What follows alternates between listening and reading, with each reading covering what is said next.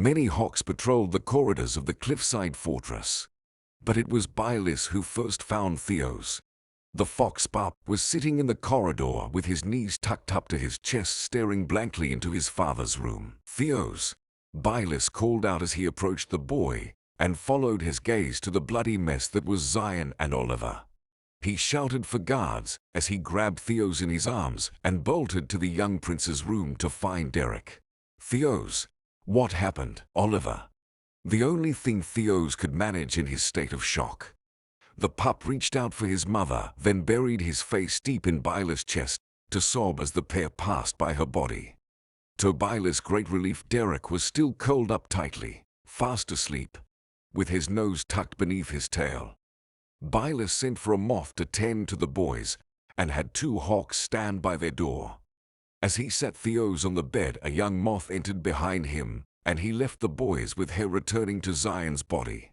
He turned once more to look at Ozioi as 2 buzzards began to drag her away. "Where are you taking her?" Bylis asked. "The dungeon." On his orders. One of the buzzards nodded down the hall, and Bylis followed the nod to Buse. He was hunched over Zion and Oliver, now studying the pair of them. "Bylis, what happened here?" Buse demanded as the sandy hawk approached. "All I could get from Theos was Oliver. He is in shock. I sent for a moth to tend to him and Derek." Keep the people involved in this to a minimum, at least until we know more." Buse stopped short as he pulled Oliver's maroon locks to the side and wiped the blood from his neck. "Spider magic. Very dark, very advanced." As he muttered to himself, a chill crept up on him, and he began frantically looking around the room. "Bylis, the sword. Where is the sword?" "I don't know. It was not here when I found Theos' eye. Find your fastest, most trusted messengers. Send word to Martera, Sheen, Teti, Jack, Lunera, and Seru. Tell them Zion, Oliver, and Ozioi are all dead, and that Sententia's sword is missing. Make sure no one else is told. This is one message that cannot scatter on the wind." Buse motioned for 3 buzzards down the hall to help him take Oliver and Zion away. "What are you?" Bylis asked, feeling that Buse was a bit too eager to be rid of him. "Go." Buse squirked angrily, but Bylis stood his ground. He hated taking orders from his former master, but after a brief moment of locked eyes and a begrudged silence, he relented and turned to select his messengers, opting to fly north and inform Sheen personally. Buse had the bodies taken to the depths of the cliffside fortress where prisoners of flight were held. It was torture for a creature of feather to be held underground, and even being here voluntarily made Buse and the other buzzards feel uneasy. They laid Ozioi up in the corner of the room and lay Oliver across her lap. Then they carefully placed Zion on a table in the center of the room covered in dark runes. "Father, are you sure? There's a reason this magic is forbidden." Buse nodded sternly to his son. He knew that Buse had called him for a ritual, but he was unaware of the part he was to play. Buse plucked a feather from his son's arm and placed it on Zion's chest. Then he pierced his own palm and let blood drip on the feather as he began tracing the runes around the table's edge. The runes that had been traced began to emit a blinding white light until the room was flooded with it.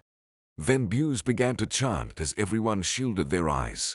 There was a sharp high-pitched ringing as the light became brighter to the point of being unbearable. Then there was a loud bang and spray of blood and feathers filled the room as the runes faded to black. Buse opened his eyes as he felt the blood stream down his face. He looked first to Zion, who was covered in blood and feathers, but still motionless. Then he turned slowly to the mangled puddle that was once his son. "No, no, no," Buse shouted as he ran over and grabbed fistfuls of blood and sand. He turned back to the table, throwing the sand down in anger. He began tracing the runes backwards. "Master Buse." One of the buzzards began timidly, but Buse turned with a look that stopped him cold and continued the ritual. This time the runes began to glow a deep purple, and the shadows in the room began to point to the table as if they were being pulled by some unseen force. Buse looked down at Zion's lifeless face. "Come back, damn you," he yelled as he slammed his fist on Zion's chest. A solid black hand reached up from the table and grabbed Bew's wrists. Bew tried to pull away, but as he did, another hand sprang up from the table, pushing Zion's body aside.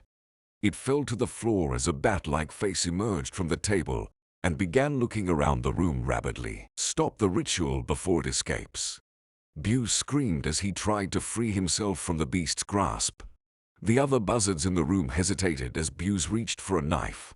The creature came face to face with him, snarling as Bew jammed the knife into the table, destroying one of the runes.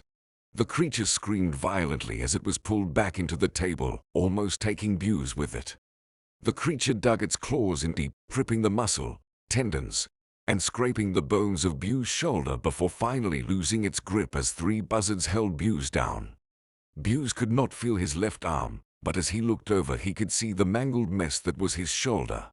He turned once more to Zion still laying lifeless on the floor, then to the crimson spot where his son once stood, and without a sound he blacked out from the pain and blood loss.